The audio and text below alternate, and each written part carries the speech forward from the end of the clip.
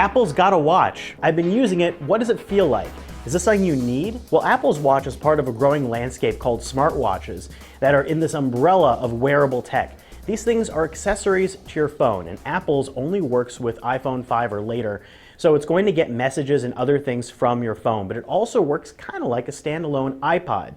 Apple pushes 3 different types of core functions on the Apple Watch: communications, fitness, and notifications. Now, notifications and glances, which is the other term for these little widget-like apps, are like widgets. Those functions on your iPhone that you get for your pull-down menu right next to your notifications. They're like smarter mini apps that you can check information like sports scores or weather updates or tweets. Now, underneath all of that, there are also full apps, and that looks like a grid of iPhone apps, except they're circles, and you launch them. A lot of them are living on your iPhone as well, and they're kind of cross-loading, so they take a little time to load. But you can get some boiled down, simple functions like looking at tweets and even responding to tweets, and a lot of different fitness apps, including Apple's core apps.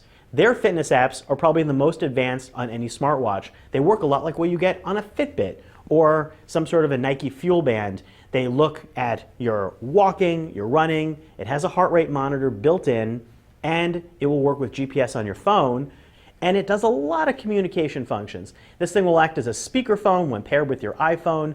It will also enable you to send texts, to dictate audio messages, or to send crazy animated emoji.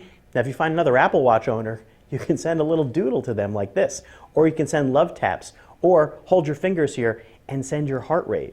And did I mention this thing is basically like an iPod? You can store 2 gigs of music on this that sync over from your phone, and you can listen to them if you have Bluetooth headphones. Kind of like an iPod, except there is no headphone jack here. And it has Apple Pay, so you can pay for things at terminals even when you're away from your iPhone. The Apple Watch comes in a range of prices from $350 up to $17,000, but they all do the same thing inside. They all have 8 gigs of internal storage, of which you can access around 6, and you're really paying for the design of the band and the materials. This is a steel one, 42 millimeters, with a white fluoroelastomer band. This is $600. And the one I tried with a stainless steel link band, $1,000. That's crazy expensive. And they go all the way up to $10,000, $17,000 for the gold watch you're not going to get. The Apple Watch is also hindered by its battery life. The battery life lasts no longer than a day. That's lower than most other smartwatches out there.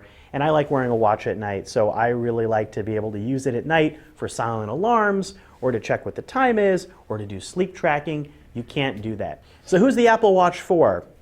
After wearing one for a while, that's still a good question. I'm not exactly sure, and that's the problem with it.